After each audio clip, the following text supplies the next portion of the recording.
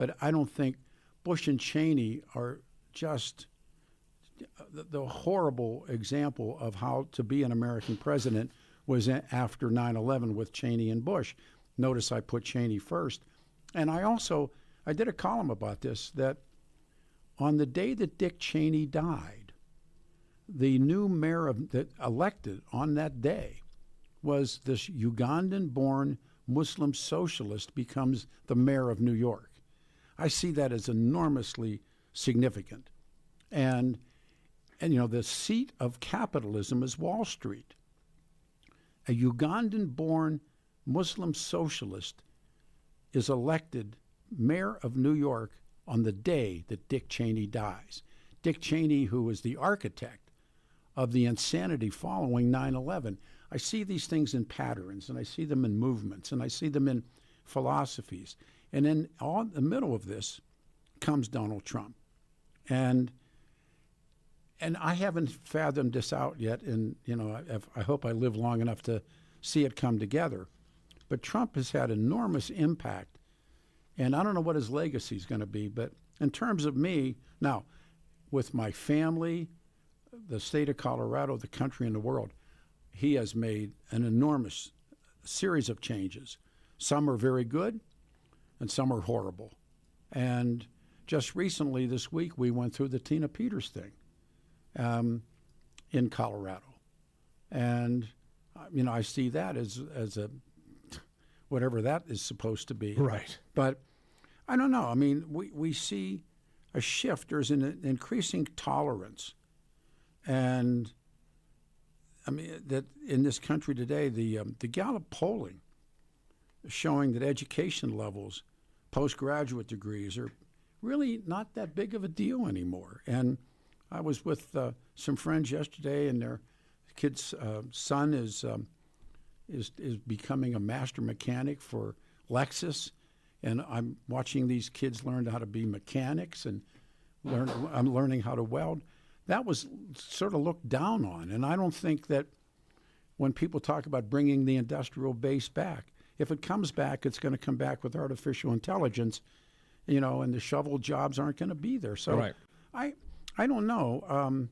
Donald Trump has really, truly changed this country, for good or for bad, but he has changed it infinitely more than Joe Biden ever did. He's changed it. Go ahead, I'm sorry. As a cultural phenomenon, yes.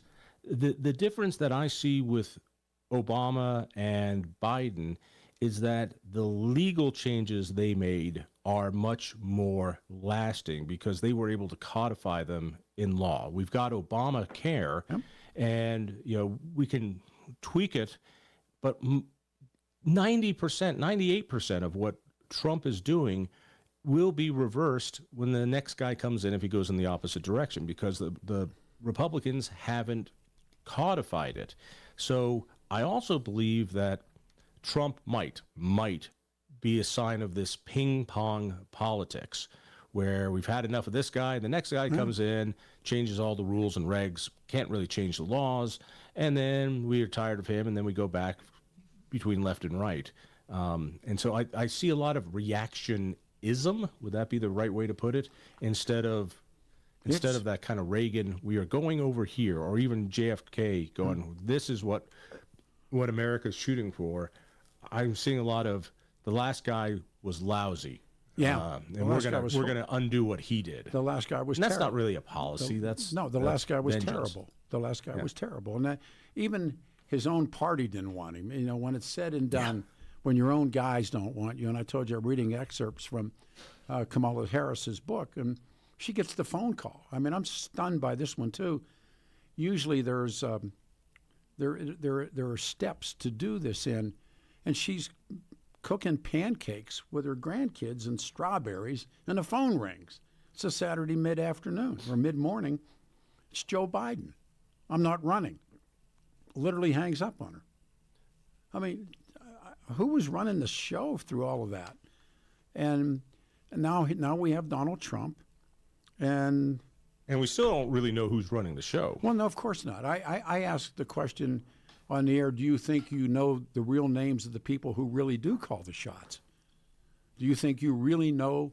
You know, if you think, well, it's the Speaker of the House and it's the Vice President and it's, no, I don't. Do you really know who these people are? And many times I say, no, Peter, you don't know who they are, and you haven't known who they are. One thing I wanted to add, I made a note. It was Stalin had his head of secret police was named Beria or Beria, depending on who you read. He's the one who said, "You show me the man, I'll show you the crime."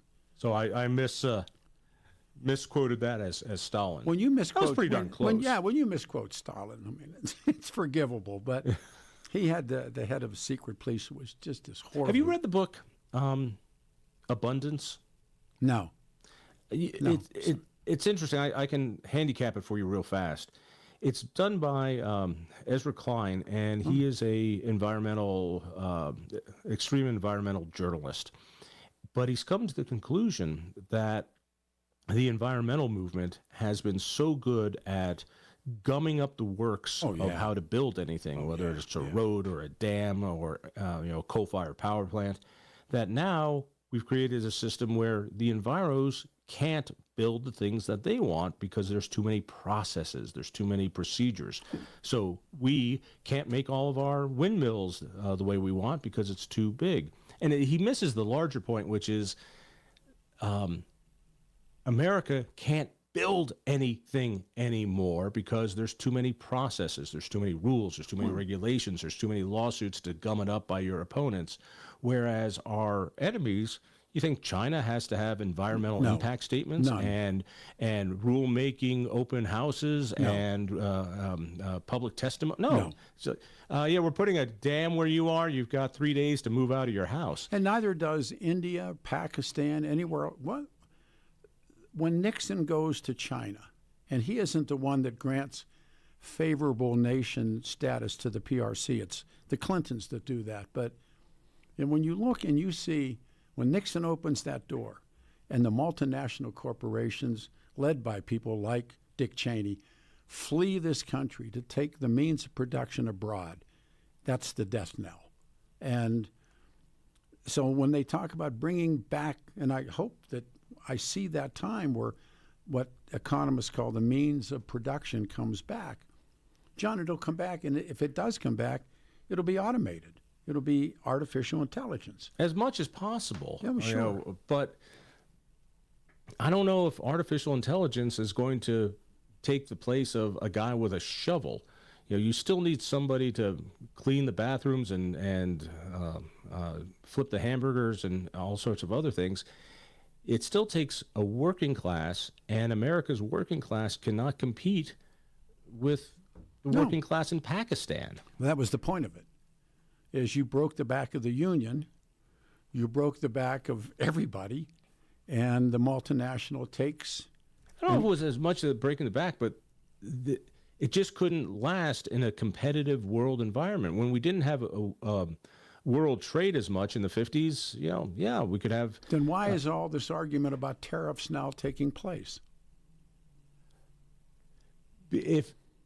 Because these other countries can build this stuff for nothing. Well, no. If in fact, and that's precisely what they did it for, so they can bring in automobiles or concrete or basic industry, iron, steel, that kind of thing.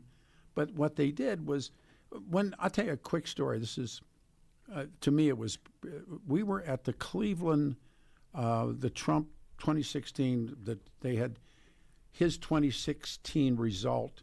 Was the Republican convention in Cleveland. And it was Mark Crowley, myself, and Chuck Bonnewell. And we were walking around, and I've told this story before, we were walking around the perimeter of the evening that Donald Trump was going to give his speech. And here comes two guys, coal miners. I grew up around. These are your people, yeah. Yeah. And these guys had the beat up hard hats on. They had double knit suits. They were coal miners. And I went over and introduced myself, as a media geek. And I said, what are a couple of coal miners doing at a Republican convention? Because if you knew about John L. Lewis and the Democratic Party and the coal miners. Back in your day, that would never have happened. It would never happen. And this guy said to me, he's really a good guy. And we talked, and he said, I'll tell you something. He said, Hillary Clinton wants to shut down all carbon coal production in this country. Donald Trump wants to increase it. We're here. They were supporting a Republican president, and I knew something was up at that point. And they were there for her. We got about 35 seconds. How has Donald Trump changed you, John? And thanks for doing this. He's changed my thinking. He has changed my relationships. He has polarized everything. And mind you, it was polarized before. He has brought a lot of enjoyment to me because I'm seeing the left get a taste of their own medicine. You know, what the left does, this guy is turned up to 11. And, I'm not always proud about it, but I got to tell you, it's the funnest ride I've been on in a long, long time. 303-696-1971. How has Donald Trump changed you? Lines are open. Your 710 5-day forecast this Saturday, abundant sunshine with highs right around the lower 60s. Could be a little brisk in the morning, but winds will settle down in the afternoon and stay light tonight. Clear, lows will be lower to mid-30s. Lower to mid-60s Sunday, Monday, and Tuesday. Strong high pressure aloft will put a lid on anything major in the coming days, and overnight lows will be milder as well under clear skies, upper 30s and low 40s. Meteorologist Don Watzel in the 710 KNUS Weather Center.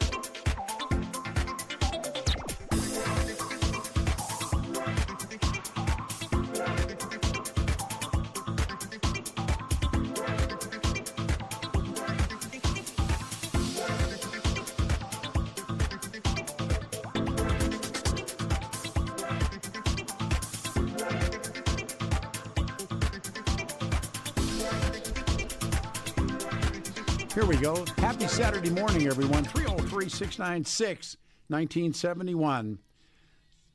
Good tune. How has Donald Trump changed you? Jump this one quick. Lines are wide open. 303-696-1971. How has he changed you? And there's no bad answer, I guess. Someone said, is there a bad answer? No, not really. Changing your family, the state, the country, the world. I thought Caldara hit it pretty good on the head, didn't he? About what it's changed in terms of himself. And this second term is undoubtedly the product and the initiator of, there's a lot of civil strife in the country. And Donald Trump is in the White House. And talk radio revolves around him. The news circle and cycle revolve around him. How has Donald Trump changed you? 303-696-1971. You get in now because it's going to get jammed. Dan Kaplis Law Firm, and Danny suggests you choose a lawyer who shares your values, because who you choose to represent you in an injury case says so much about you and everybody involved in the case. We talk about Danny growing up, his dad being a cop, what a good woman his mom was. He wins the golf scholarship, comes here, believed to be the only attorney in Colorado history to win 5 straight multi-million-dollar verdicts in Colorado crash cases. Dan's also believed to have won the largest truck crash verdict in Colorado history. He's a good friend. We had lunch a couple of Fridays ago. Dan's law firm, the official law firm and partner now of the Nuggets and the Avalanche. Dan Kaplis Law, serious firm for serious cases. Danny accepts the best righteous injury cases on percentage fee basis. He represents good people from all walks of life. He can do the job for you. He did it for my family. If you just want something answered, 303-770-5551, 303-770-5551, or hit Dan Kaplis Law. Danny's last name is spelled CAPLIS Law.com. We have a line open. Let us begin. This is Herb in Denver. Hey, Herb, you're on the radio show. Good morning. Thanks. Hello there. Hello there. Well, let me first say I love Donald Trump, and he has changed me. He's allowed me to be bolder. I love his in-your-face style. I know. I'm like I said, I'm really bolder. Maybe you could draw it out of me what I mean. Well, maybe the better word would be emboldened, not bolder. But you're emboldened with your. This is a guess. This is not an analysis. But when you have somebody on your side, you're emboldened to speak your truth. Yeah, that's true. That's true. Yeah. I agree with that. Yeah. And I'm less afraid to counteract the opposite side, and I'm like so proud of him that he's doing that. Mm-hmm. No, I mean and he's instilled in me that I can do it too. That makes sense. Sure. Have you lost or gained friends over that, as Caldara has? Oh, definitely. Oh, can you give me an example? Oh well, everybody knows I'm Jewish, and most Jews typically have been Democrats. I changed about 15 years ago. Do you think? But I've been more vocal. I've been more vocal about it, and a lot of them don't like that. They think I'm nuts, you know. But that idea, when Donald Trump, when he moved the embassy, his support of the state, do you think that has anything to do with it? That's part of it. That's definitely part of it. I mean, I love that. I love, you know. Yeah, no, I know. I mean, I hear that a lot. I read that a lot. Yeah. His veneer, his bark. Something I also love. I love that. Yeah. I mean, if you look at past presidents, you know the sophisticated executive, and he's anything but. Exactly. He's in your face. No, and he, well, that's what Caldara's case is, that he's doing for John what John wants done. Right. He's got no fear, and I have no fear now. Yeah, I mean, that's fear. The fear factor is an important and significant variable too. The number of people that have, say, run afoul or fear the political blowback, that's real too. It's Right. I mean, I thought this was, and its lines are jammed already. I think it's a great question. It's a Rorschach test. What has Donald Trump changed in you? Has he changed your family?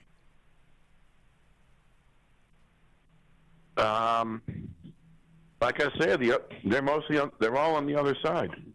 So What was Thanksgiving? there've been Thanksgivings where I didn't go. I'd rather go with my conservative friends Did you as do? opposed to going to the family Thanksgiving. This is Hanukkah, isn't it? I'm pretty sure. No, well, right now it's Hanukkah, but I'm talking about Thanksgiving. No, but I'm coming, taking you back. Do you, when you celebrate Hanukkah, do you have friends that won't be with you? No.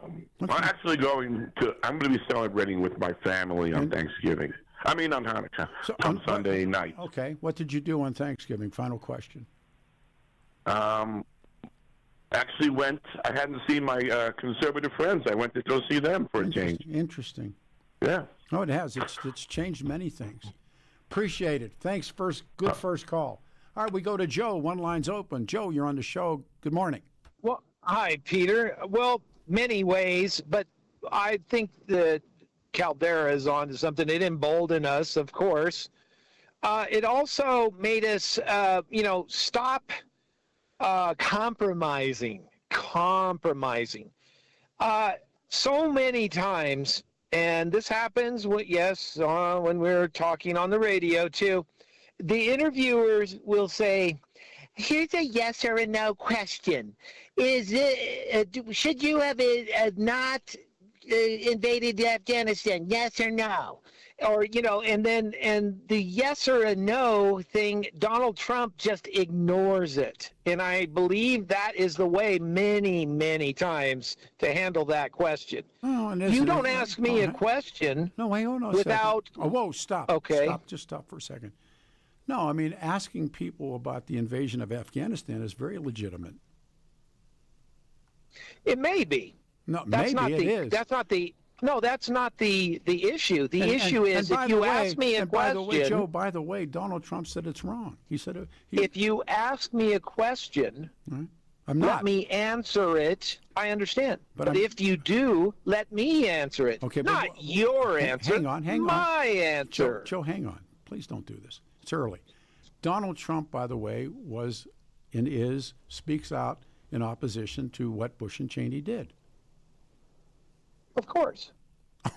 Okay, go ahead. Well, no, I look. Do I agree there were not weapons of mass destructions? I think the evidence is there were not.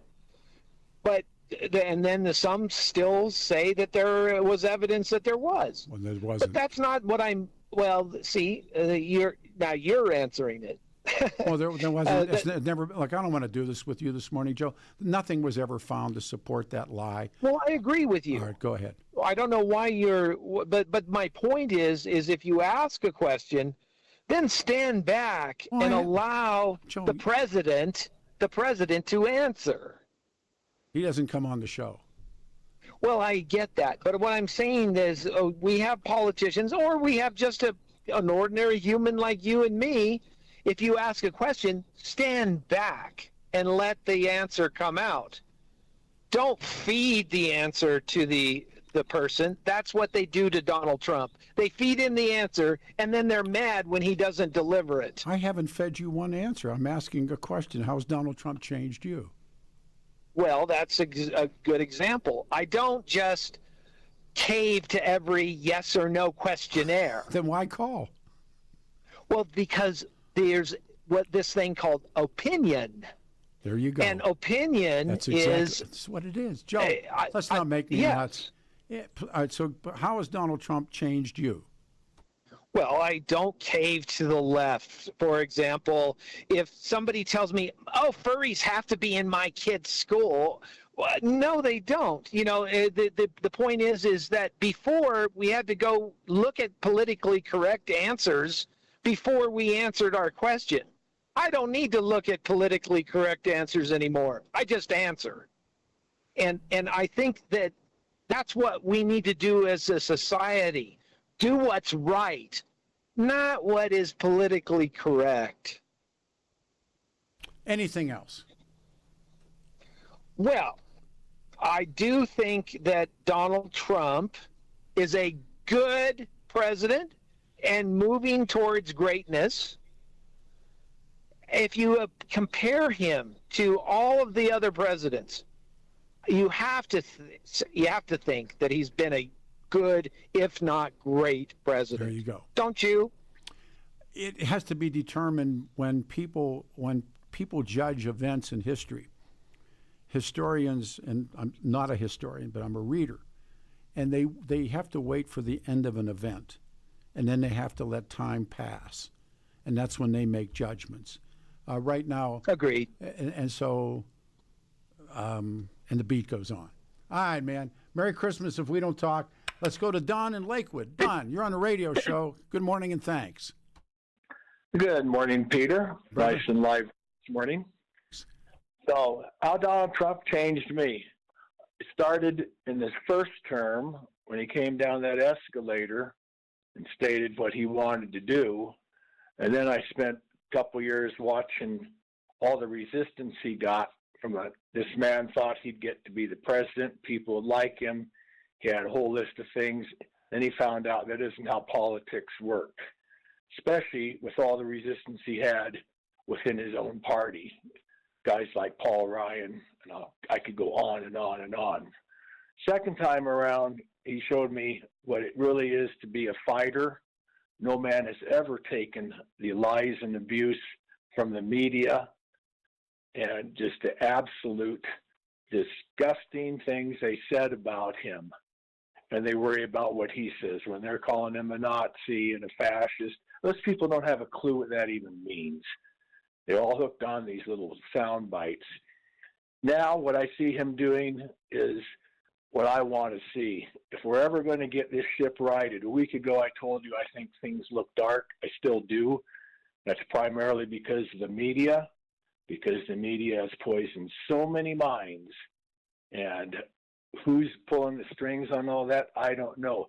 But I do hope that he can become successful. I hope Pam and Cash and Radcliffe and the rest of them can get in there and affect change. You, in terms of your family, or as the kinds of things that I hear that Caldara talked about? I have a relationship with one member. That's it.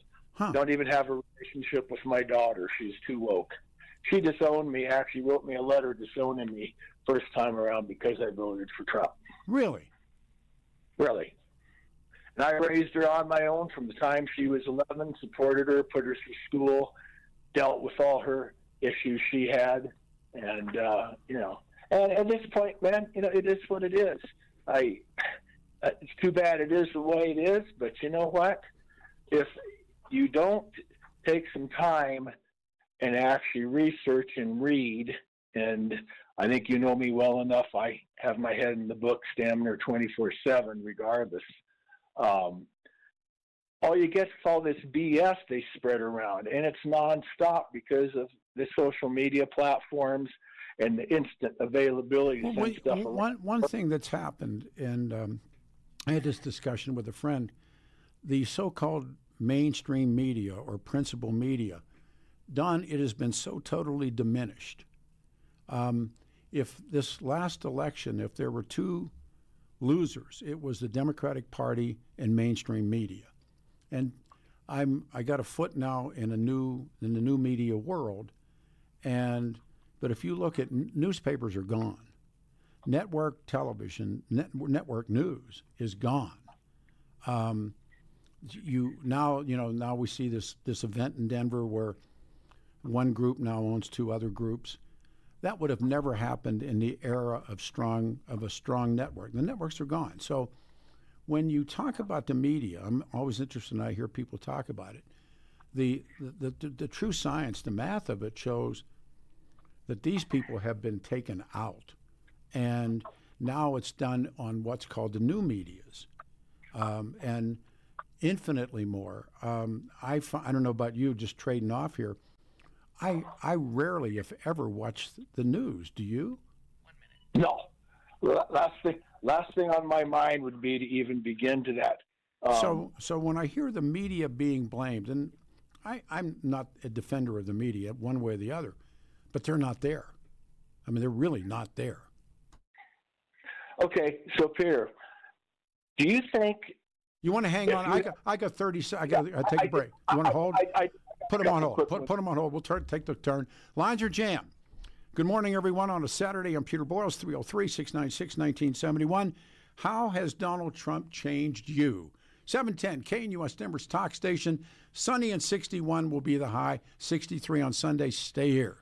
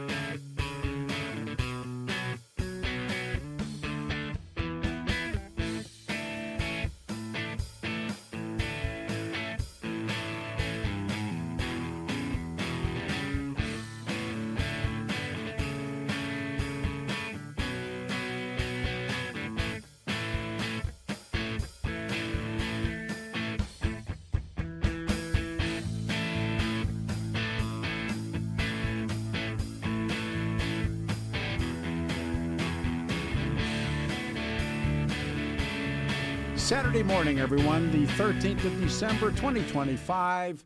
61 the high, sunny, tomorrow 63.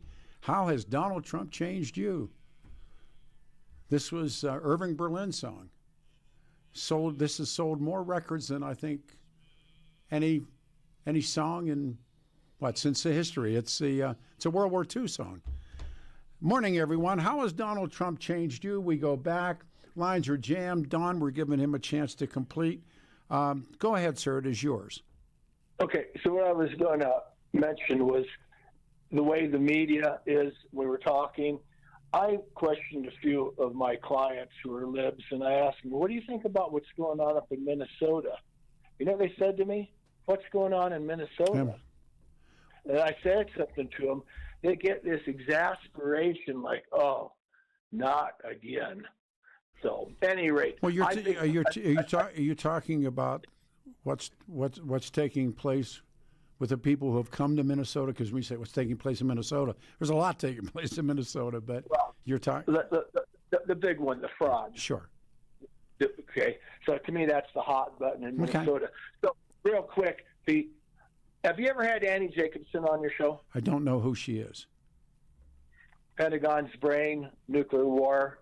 No. I don't. I'm sorry. Area 51. You've never read her? No. Huh. Well, I guess that's a moot point if you haven't read her work. She does a lot of research. Tell me what it means or what she says. Oh, I just think she's very, very well. Her research spans many years before she puts a book out. Okay.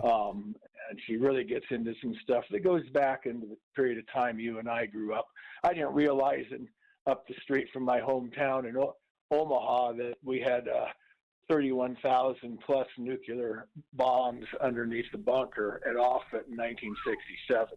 31? Yeah. Wait a minute. Whoa. 31,000 plus in 1967.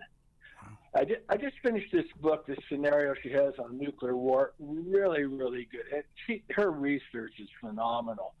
At any rate, real quick, the other thing is, instead of Sport Coat Boy and me, how about Dustin Mashari and myself in Sport Coat Boy and Mary Johnson in a tag team cage? 2 out of 3.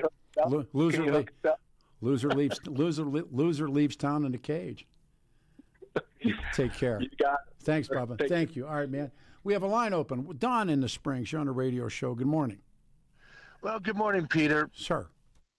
I'm going to say that, I think a couple of things. I think he changed me because, my impression of him was just another businessman that would just do what it takes to get ahead, make deals and collaborations, hang out with people I despise. And, it's almost like some of these rich people like George Soros and all that who have no interests in the people, but they have a lot of money. But because they give to the right causes, they're not attacked by the media as much as maybe other people like the Koch brothers and all that. And I'm not saying that I'm a fan of the Koch brothers, but I'm going to call the game as I see it. There's only one Koch brother left.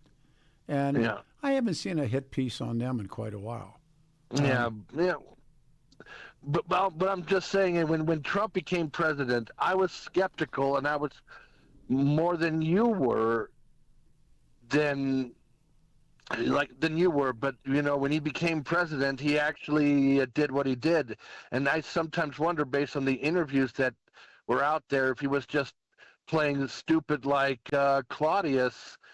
Just to get by and then eventually get into that position of power. Well, no, I mean the first one, the evidence at least that's been presented in an academic environment, and it's in most cases people vote against someone as opposed to for someone, and when it came down to the Hillary Trump, people voted against Hillary. Trump was really kind of an unknown quantity, but people disliked her so much that they voted against her. And And Now that I would agree. yeah, and that's really the arrival. And then, of course, then the great lie, and then he does clearly beat Kamala Harris for the same reasons. People didn't like her, and they brought Donald Trump back. It's voting behavior it's an art form almost to understand it, but that's pretty much the explanation. Well, I mean, the voting on it, I would agree, but I'm just saying, I saw all these interviews with Trump, some bits and pieces of it, and he there are probably things he saw in business and in government that maybe that all of us saw. Yeah. And the foreign policy of Bush and Cheney, I'm just so many different things that came down, and when the stage is set, when the sun is up, and the monkey's tight, and in the blue light, and it's out of sight, and it's dynamite, and boom, he hit it. And I will say he did embolden a lot of the conservatives, and they're not afraid to take on. It's like we can be like Archie Bunker again and take on this Mike Stivic character who just wants to fundamentally transform everything, and doesn't realize how dumb he really is, and then we're not the dummies. The meathead. Well, he's a meathead in real life, Rob Reiner. No, but he's also done some significant work. But when he played the meathead, according to my brother, when Archie laughed, my dad laughed because my dad related to Archie. And you go back and look at some of those All in the Family shows. Carol O'Connor's brilliant, absolutely brilliant. He really is. Yeah. He's believable. And what I heard, the original meathead was Norman Lear himself, and Norman Lear's more smarter than Rob Reiner, I think. Norman Lear knocked off a lot of English shows, and correct. And that Sanford and Son was a knockoff, and All in the Family was a knockoff. They were two knockoff shows. Those were the biggest. They made it. They made all of it. Yeah. But that was a moment of change, just like we're in a moment of change now.